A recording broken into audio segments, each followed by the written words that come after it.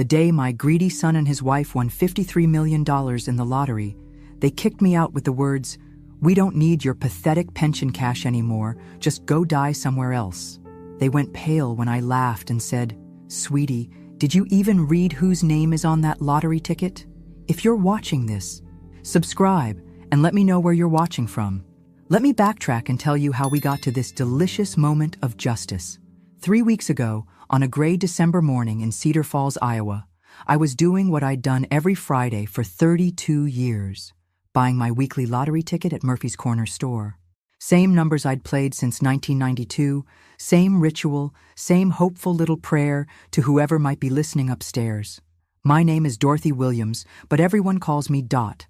I'm 67, widowed 2 years now, and living in what my daughter-in-law Ashley likes to call our guest room, though guests usually aren't expected to hand over their entire Social Security check as rent.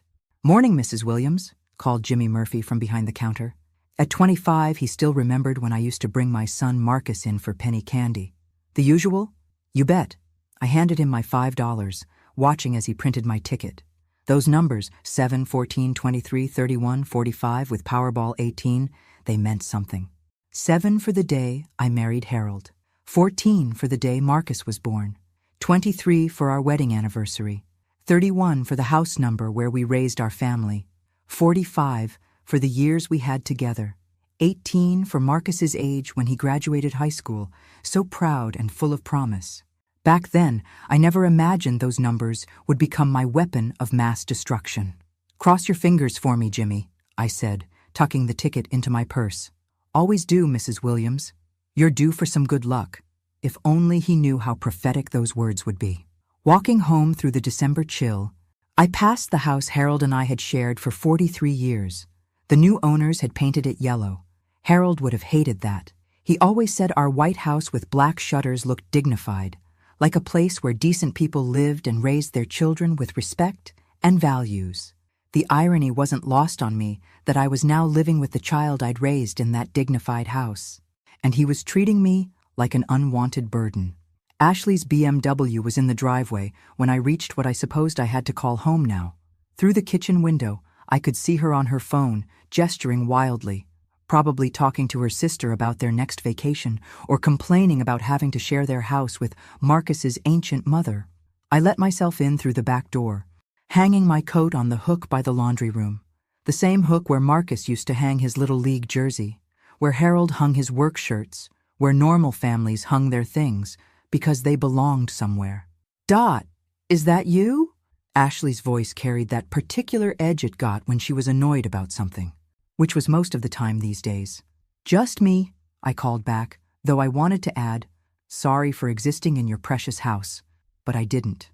Because I'd learned, over these past 2 years, that sometimes survival means keeping your mouth shut and your dignity intact, even when both are getting harder to maintain every day. The day Harold died changed everything, though I didn't realize it at first. Grief has a way of blinding you to the vultures circling overhead, especially when one of them is your own son. Harold's funeral was on a Tuesday in December 2022. The whole thing felt surreal. 45 years of marriage reduced to a 90-minute service and a luncheon with store-bought sandwiches. Marcus gave a lovely eulogy about his father being a good provider and family man. Ashley wore black and dabbed her eyes at appropriate moments, though I'd never seen her cry actual tears over anything that didn't involve her credit card being declined. "Mom, you can't stay in that big house alone," Marcus said as we drove home from the cemetery. "It's not practical." I was staring out the window at the frozen farmland, thinking about how Harold and I used to drive this same route when we were courting. He'd hold my hand and talk about the house we'd buy, the children we'd raise, the life we'd build together. Practical had never been part of those conversations. "I've been managing just fine for 65 years, I replied. "I think I can handle a few more." "But the upkeep, the lawn care, the snow removal," Ashley chimed in from the front seat. "At your age, Dot, those things become dangerous. What if you fall? What if something happens and no one finds you for days?" The concern in her voice sounded genuine. I almost believed it myself. "Besides," Marcus added, "we have plenty of room. The guest bedroom hardly gets used, and you could help with the grandkids when they visit." Help with the grandkids. That should have been my first clue. Marcus and Ashley's house was a sprawling colonial in the newer part of town, complete with a 3-car garage and a kitchen island bigger than my first apartment. They'd bought it 5 years earlier, stretching their budget to what Ashley called the absolute limit, and what I privately thought was beyond their means. But what did I know? I was just a widow with a paid-off house and 45 years of savings Harold had carefully tucked away. The guest room was nice enough, pale yellow walls, white furniture, a view of their perfectly manicured backyard. "It'll be like a comfortable hotel," Ashley said, plumping the pillows on the queen-sized bed. "Your own space, but with family nearby." The first month was actually pleasant. I cooked dinner most nights, did the housework without being asked, and kept to myself in my room when Marcus and Ashley needed privacy. They seemed grateful for the help, though I noticed they never offered to pay for groceries or utilities, despite my Social Security check going toward what Ashley euphemistically called household expenses. By the second month, the requests started coming. "Dot, could you watch Emma and Jake this weekend? Ashley and I need some couple time." "Dot, could you pick up our dry cleaning? You're already going to the store." "Dot, could you handle the cable guy? We're both at work and someone needs to be here." Slowly, efficiently, I was being transformed from house guest to unpaid domestic staff. But I told myself it was temporary, just until I figured out my next move, just until the grief wasn't so raw, just until I felt strong enough to live alone again. I should have listened to Harold's voice in my head, the one that always said, "Dorothy, when someone shows you who they are the first time, believe them." By summer, the mask had started slipping. Ashley's requests became demands, and Marcus developed a talent for being conveniently absent when conflicts arose. "Dot, we need to talk about the financial arrangement," Ashley announced one morning over coffee. She'd laid out papers on the kitchen table like she was conducting a business meeting, which I suppose she was. "What kind of arrangement?" I asked, though my stomach was already sinking. "Living expenses, your share of utilities, food, household maintenance. It's only fair that you contribute proportionally to what you use." The word proportionally should have been my second clue. Ashley had majored in business administration and loved to use corporate terminology to make personal conversations sound official and unavoidable. She slid a paper across the table, an itemized list of monthly expenses, with my share highlighted in yellow.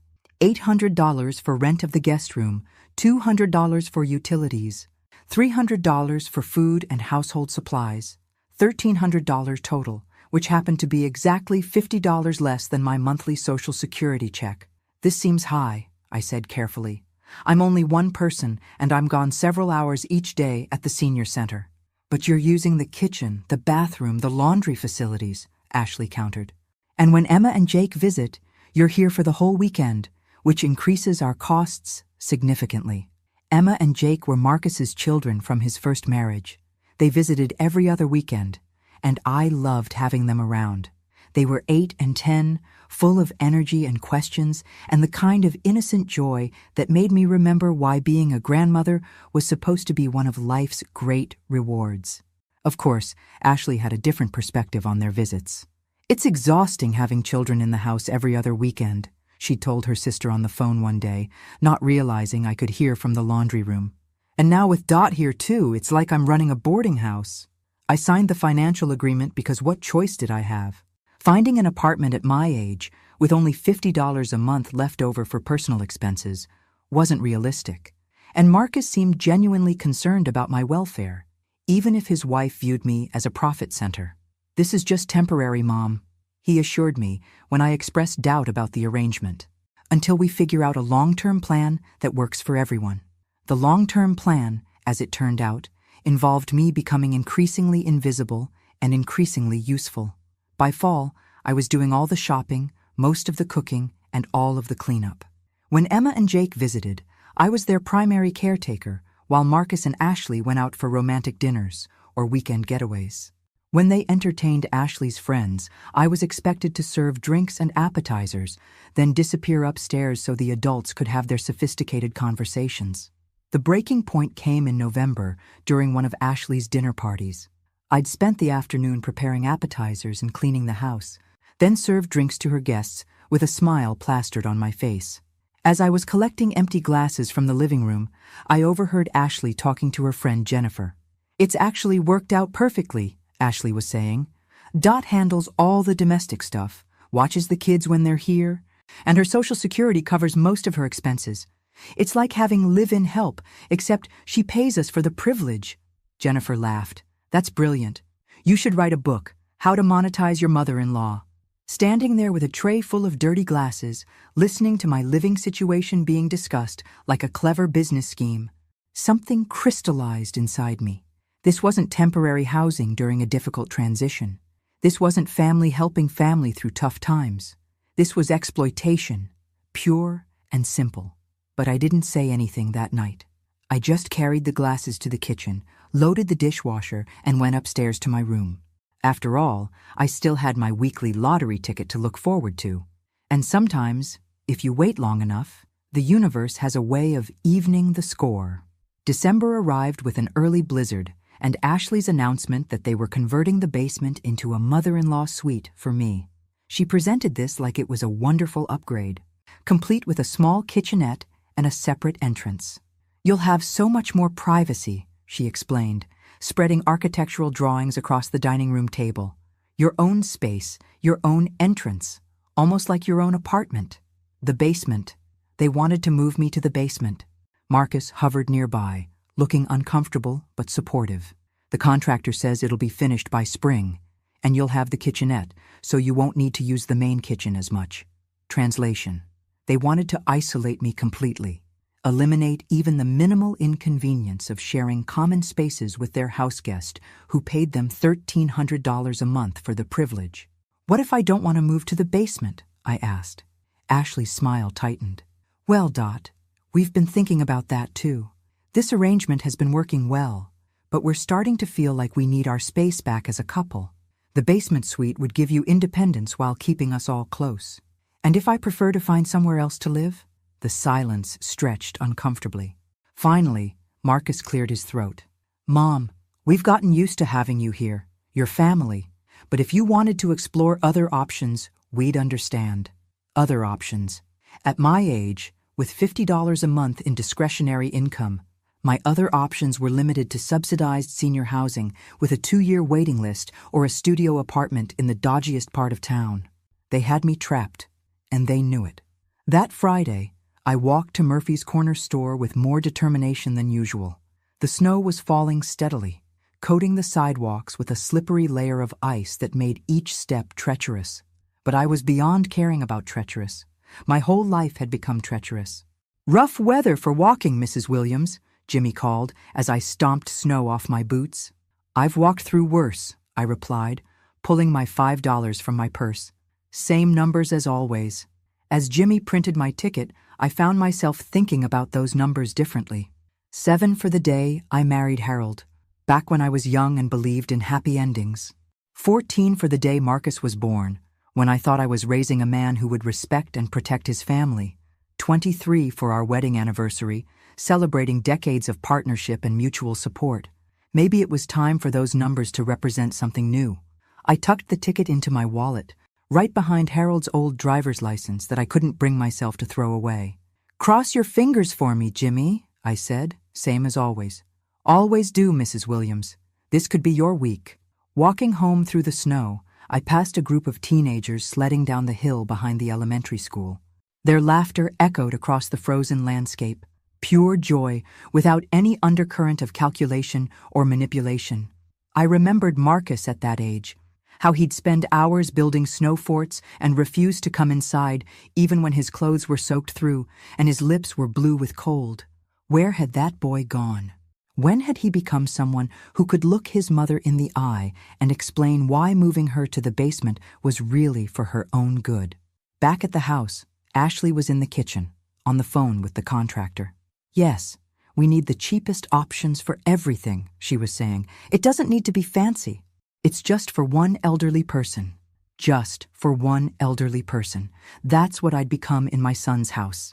Not Dorothy Williams, who'd raised 2 children and buried 1 husband and survived 67 years of joys and sorrows and everything in between. Just one elderly person, to be managed as efficiently and inexpensively as possible. I went upstairs to my room, while I still had an upstairs room, and sat by the window, watching the snow fall. In my purse, my lottery ticket waited patiently, carrying those familiar numbers that had never let me down, even when everyone else had. Sometimes the universe takes its time preparing justice, but when it arrives completely. The winning numbers were announced Friday night at 10:59 p.m. on Channel 7. I was in bed, reading a library book about a woman who inherited a mysterious house when the lottery segment came on during the late news. Tonight's Powerball jackpot was $53 million, the perky blonde anchor announced.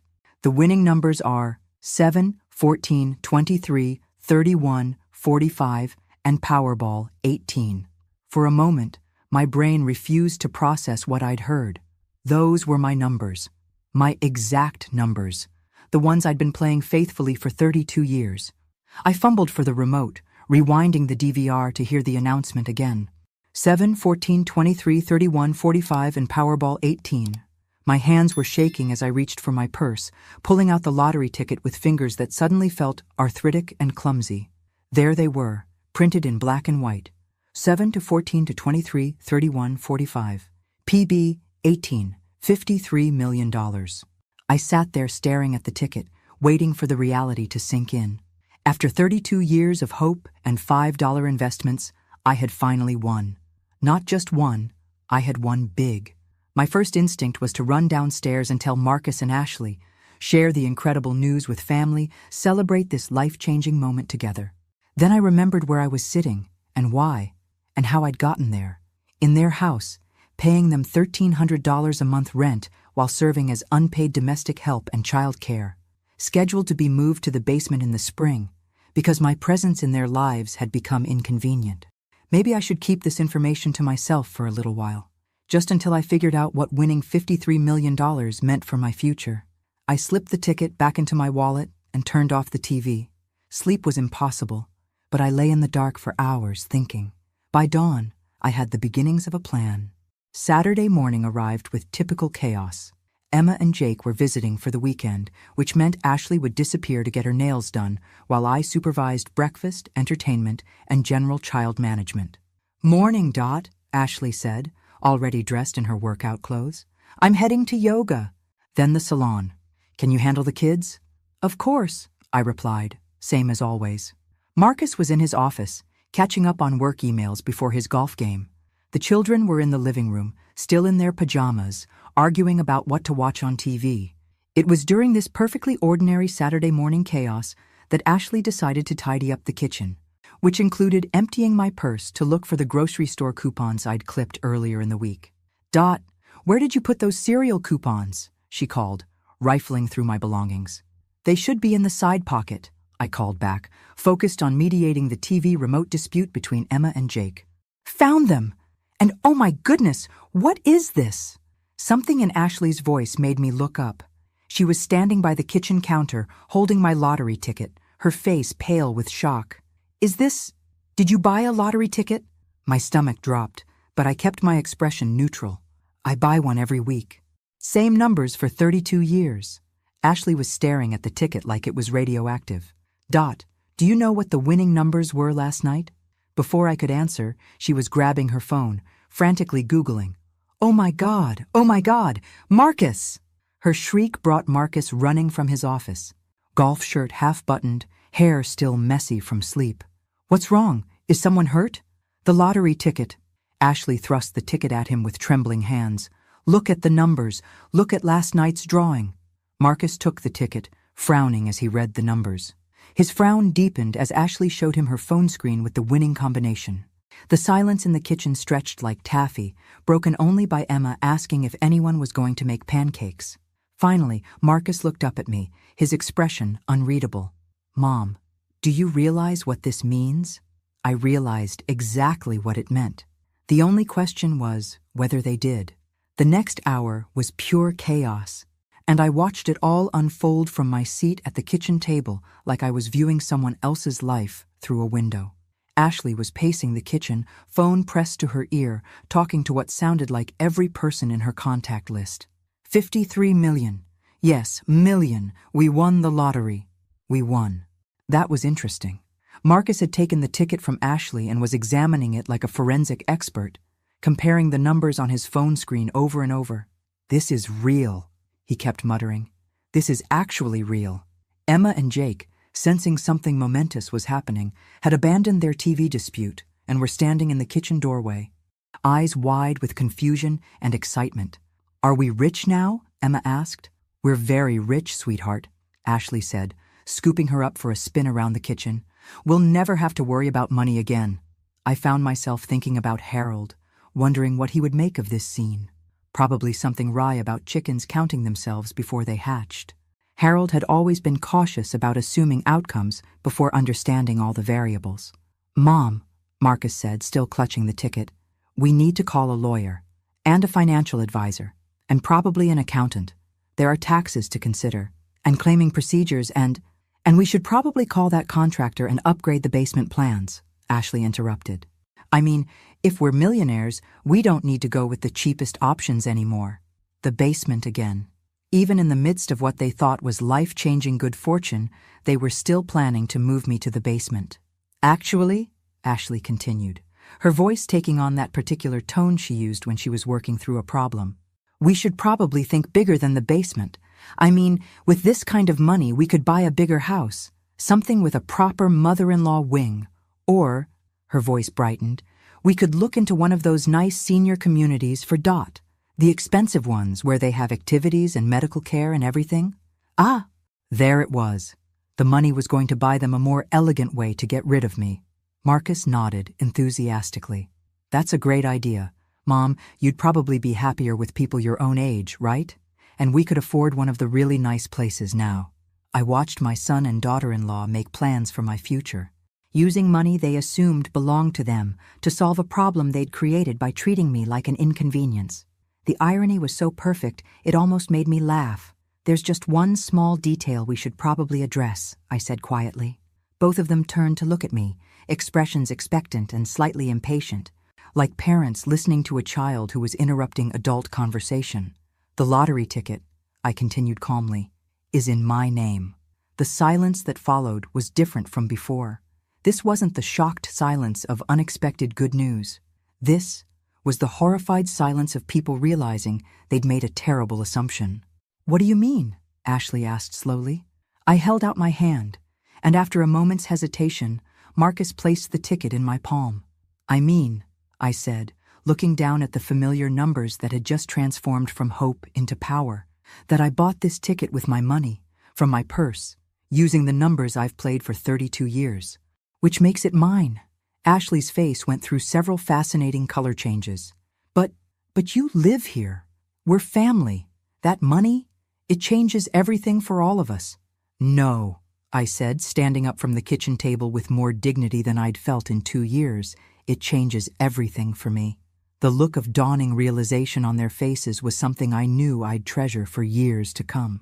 The moment they understood that their unpaid housekeeper, their soon-to-be basement dweller, their convenient source of monthly rent money, had just become independently wealthy, and they were about to find out that $53 million could buy a lot more than a nice house. It could buy freedom. It could buy justice. And it could buy the most satisfying revenge a mother had ever served to ungrateful children. The kitchen fell so quiet I could hear the refrigerator humming and Emma whispering to Jake in the living room. Marcus and Ashley stood frozen, like someone had just announced that gravity was optional.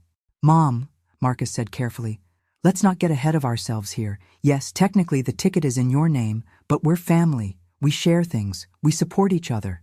I almost laughed out loud. Support each other?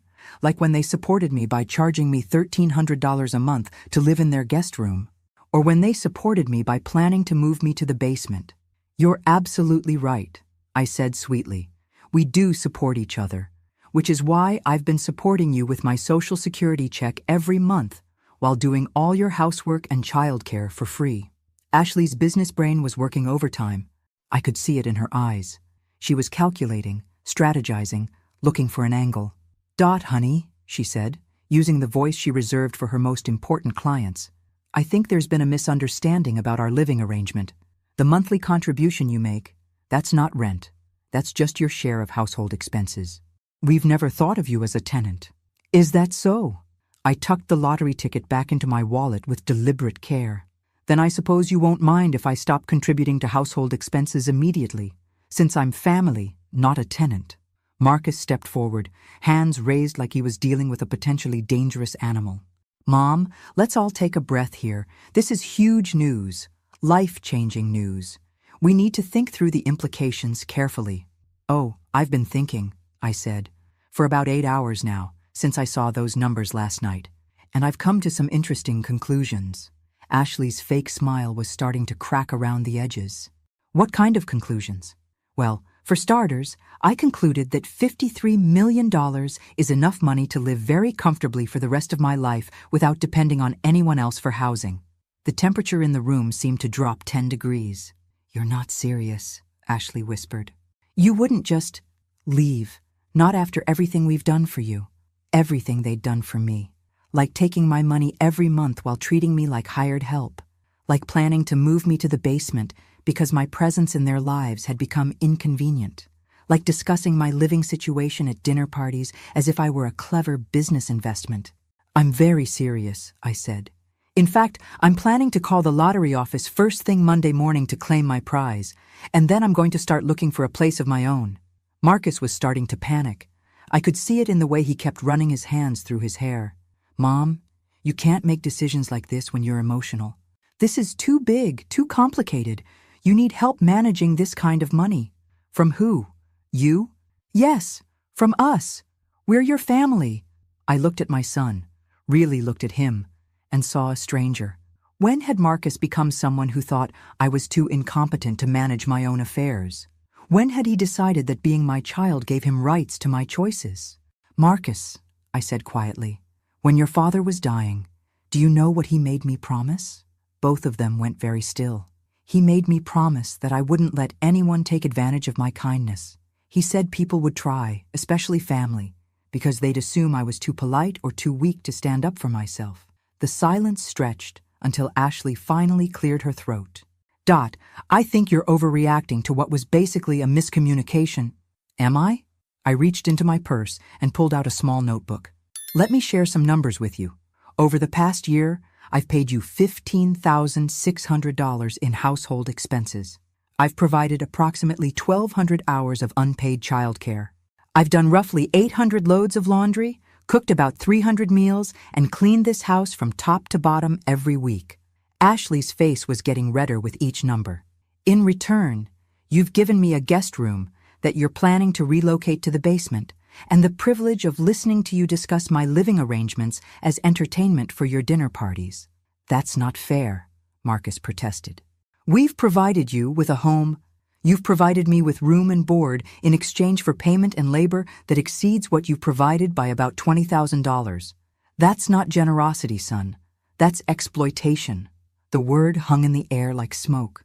And now, I continued, standing up and smoothing my sweater, I have the resources to explore other options. Sunday morning arrived with Ashley in full crisis management mode.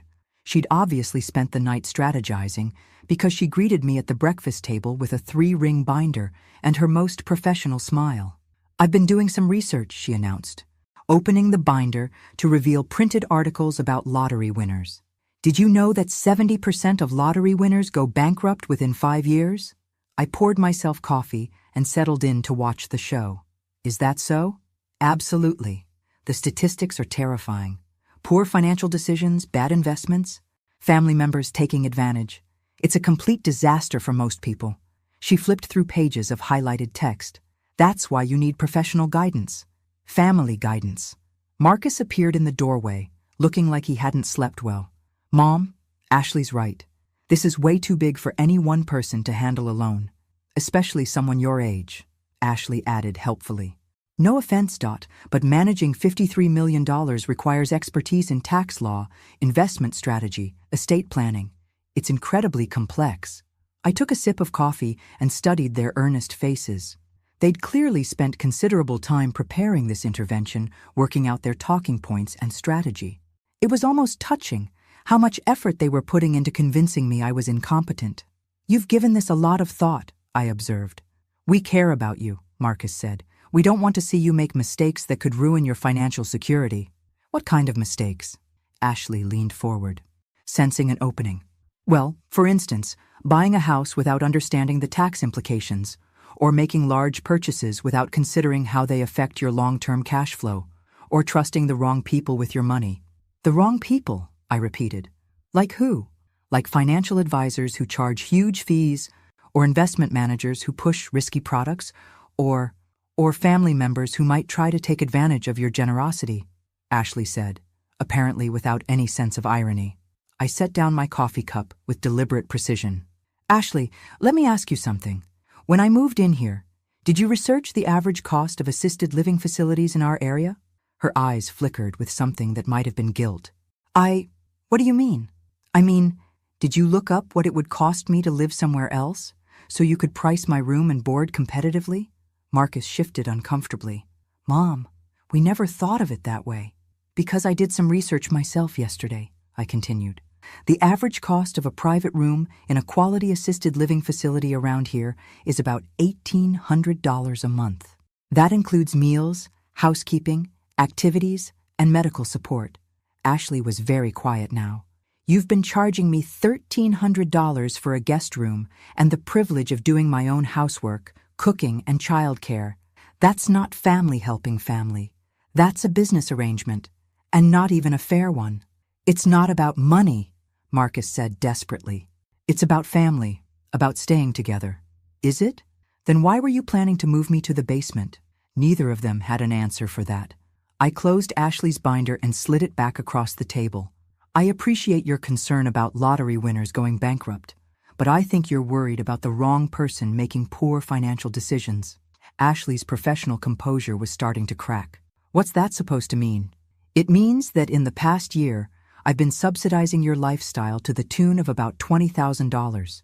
Meanwhile, you've been planning home renovations, taking vacations, and buying new furniture while charging your elderly mother-in-law market-rate rent for substandard accommodations. Marcus looked genuinely confused. Substandard? Mom, this is a nice house, with no privacy, no independence, and a landlord who treats me like domestic help. I stood up from the table. But that's all about to change. Where are you going? Ashley asked sharply. To call my lawyer. The look of panic that crossed both their faces was something I'd remember for a long time. By Monday afternoon, news of my lottery win had spread through Cedar Falls like wildfire. Jimmy Murphy had apparently put 2 and 2 together when he saw the winning numbers announced, and by noon, there were 3 news vans parked outside Marcus and Ashley's house. I watched from my bedroom window as reporters knocked on the front door, asking for interviews with the mystery millionaire. Ashley had taken to answering the door with her hair perfectly styled and her brightest smile, clearly hoping to be featured in the coverage. Mrs. Williams is resting and not available for comment right now, she told the Channel 7 reporter. But as her family, we're just so excited for this blessing in all our lives. All our lives. That phrase was becoming Ashley's favorite. My phone had been ringing constantly since 10 a.m. Old friends from church, former co-workers from the insurance office where I'd worked before retirement, even my cousin Patricia from Minnesota. Everyone wanted to congratulate me, share in my excitement, and inevitably ask what I was planning to do with the money. What I was planning to do was meet with David Richardson, the lawyer Harold and I had used for our wills and estate planning. David was expecting me at 2 o'clock, and I was looking forward to the conversation. Dot, you can't leave the house right now, Ashley said, intercepting me as I headed for the front door with my purse and car keys. There are reporters everywhere. They'll mob you. I have an appointment, I replied calmly. Can't it wait? At least until the media attention dies down? Marcus appeared beside his wife, both of them blocking my path like concerned bodyguards. No, it can't wait. Mom, be reasonable. You're not equipped to handle this kind of media circus. Let us help you navigate this. Navigate. Another one of Ashley's corporate terms. I've been navigating my own life for 67 years, I said. I think I can manage a walk to my car. But when I opened the front door, I understood their concern. There were indeed reporters crowding the front yard, cameras and microphones at the ready. The moment they saw me, they surged forward like a pack of excited puppies. Mrs. Williams, how does it feel to win $53 million? What are you planning to do with the money? Is it true you've been playing the same numbers for over 30 years? I paused on the front step, looking out at the sea of expectant faces.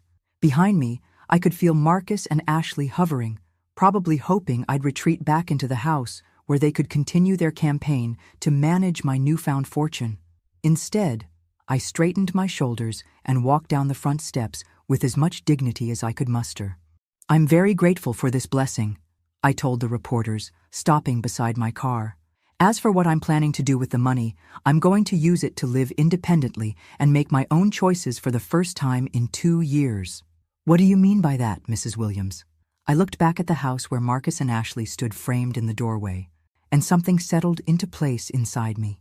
Something that felt like clarity and strength and long overdue honesty.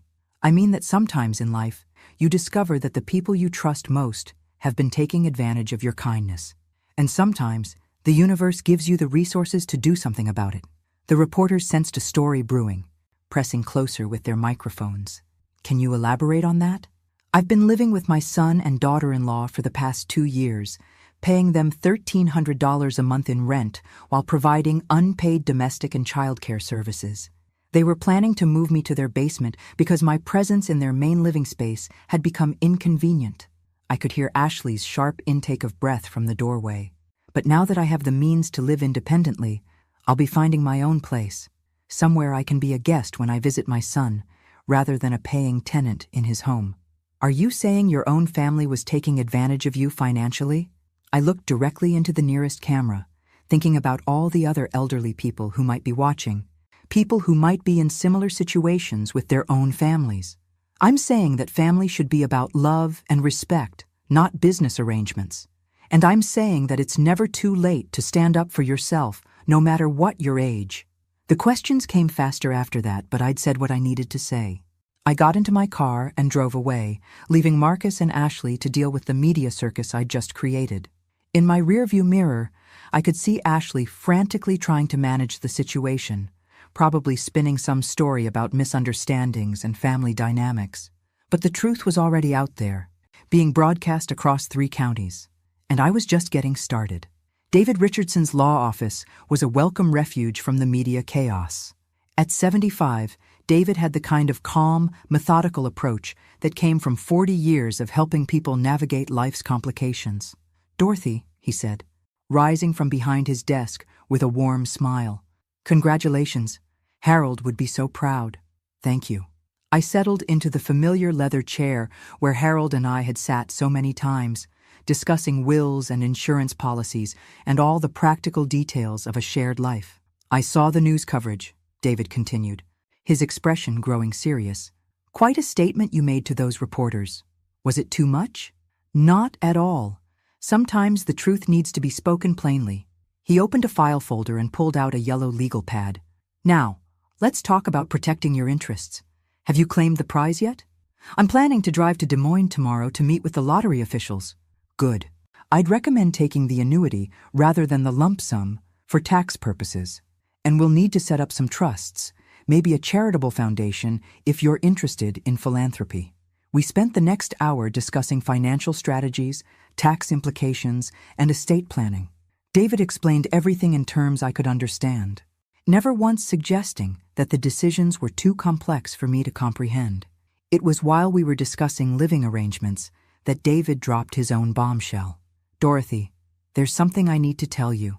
Something Harold made me promise to keep confidential unless specific circumstances arose." My stomach tightened. "What kind of circumstances?" "If your family ever tried to take advantage of you financially." David opened another file, this one thick with documents. "Harold was more aware of Marcus and Ashley's situation than you realized." "What do you mean?" "He knew they were living beyond their means. He also suspected they were already planning to have you move in with them after his death. Not out of love, but out of financial necessity." The room seemed to tilt sideways. "Harold knew. He hired a private investigator to look into their finances about 6 months before he died. He was worried about what would happen to you." David pulled out a folder of documents. "Marcus and Ashley are in significant debt. Dorothy, credit cards, car loans, their mortgage is underwater. They've been living on borrowed money for years." I stared at the papers, seeing columns of numbers that painted a picture of financial recklessness and desperation. Harold wanted you to have this information if you ever needed it to protect yourself, David continued. He also wanted you to know about the insurance policy. What insurance policy? David smiled sadly. The one he took out specifically to ensure you'd have resources if Marcus and Ashley became a problem. $500,000, paid directly to a trust account in your name. It's been sitting there earning interest for 2 years, waiting for you to need it. $500,000. Harold had been protecting me from beyond the grave. He knew, I whispered. He knew this would happen. He loved you enough to prepare for it. David closed the file gently. The question now is what you want to do with this information. I thought about Marcus, standing in the doorway that morning, blocking my path while insisting he only wanted to help me. I thought about Ashley, with her binders full of statistics about lottery winners going bankrupt, positioning herself as my savior while she'd been bleeding me dry for 2 years. I thought about Harold, who'd spent his final months not just fighting cancer, but fighting to protect me from our own son. David, I said finally, I want to have a family meeting. Tonight. I want Marcus and Ashley to understand exactly what their financial situation looks like and exactly how much their mother-in-law knows about it. Are you sure? Once you reveal this information, there's no going back. I stood up from the leather chair, feeling stronger and more determined than I had in years. David, I've spent 2 years being treated like a convenient source of income by people who were supposed to love me. My husband saw this coming and tried to protect me. I think it's time Marcus and Ashley learned what happens when you underestimate a Williams woman. The look of admiration in David's eyes told me everything I needed to know. Harold would indeed be proud. The family meeting was scheduled for 7 p.m. I'd spent the afternoon preparing with David's help, organizing documents and planning exactly what I needed to say. Marcus and Ashley thought they were coming to discuss my emotional outburst with the reporters and find a way to manage the media attention going forward. They had no idea they were walking into a reckoning. Ashley arrived first, armed with printed articles about lottery winners who'd been swindled by family members and a laptop full of spreadsheets showing how they could properly manage my windfall. Marcus brought a bottle of wine and his most conciliatory expression. Mom, about what you said to those reporters, Marcus began as they settled into the living room. We understand you were overwhelmed. I wasn't overwhelmed, I interrupted calmly. I was finally telling the truth. Ashley opened her laptop with practiced efficiency. We've prepared a comprehensive financial plan that addresses all your concerns while ensuring your long-term security. Before we discuss my financial security, I said, reaching for the folder David had given me, I think we should discuss yours. I placed the first document on the coffee table between us. Marcus glanced down at it, and the color drained from his face. What is this? Ashley asked, though her voice suggested she already knew.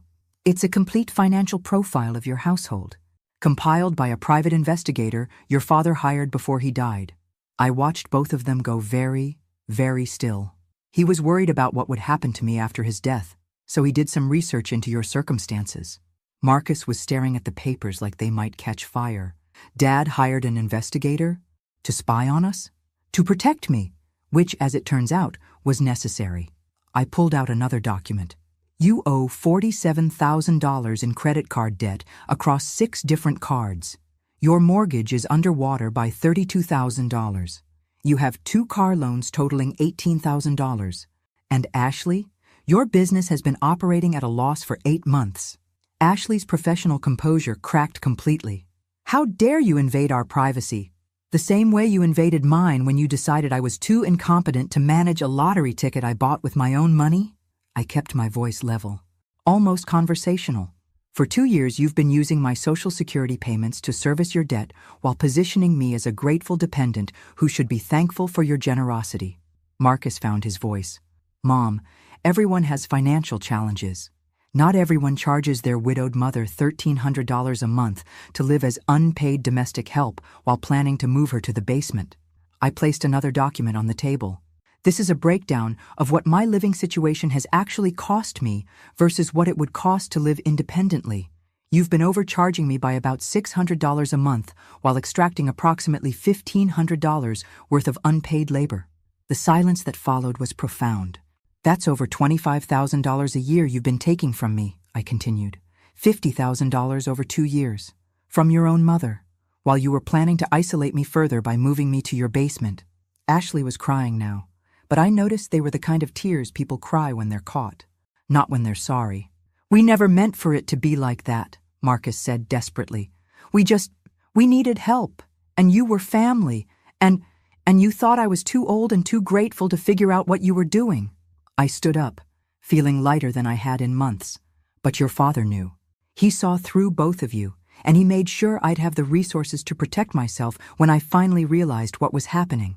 I placed the final document on the table. This is notification of a trust fund Harold established for me 2 years ago. $500,000, earning interest, waiting for me to need it. He also left instructions with David Richardson to monitor your financial situation and intervene if necessary. Marcus was shaking his head like he could make the truth disappear. I don't understand. Dad never said anything, because he hoped he was wrong about you. He hoped that when the time came, you'd treat me with the love and respect he'd taught you to show family. I picked up my purse and headed for the door. Instead, you treated me like a business opportunity. Where are you going? Ashley called after me. To start my new life. I've put a deposit on a beautiful apartment at Meadowbrook Senior Community. 2 bedrooms, full kitchen, my own car space, and a monthly fee that's less than what I was paying to be your tenant. I paused at the front door, looking back at the 2 people who'd taken advantage of my grief and loneliness for their own financial gain. Oh, and one more thing. Since you'll no longer have my income to help with your expenses, you might want to start planning how you'll manage that $47,000 in credit card debt. I hear financial stress can be very challenging for families. As I walked out to my car, I could hear Ashley crying and Marcus trying to calm her down. But their crisis was no longer my problem. I had $53 million, a dead husband who'd loved me enough to protect me from beyond the grave, and the rest of my life to live on my own terms. Harold always said that justice delayed wasn't justice denied, just justice with better timing. Turned out he was right about that too. Thanks for listening. Don't forget to subscribe and feel free to share your story in the comments. Your voice matters.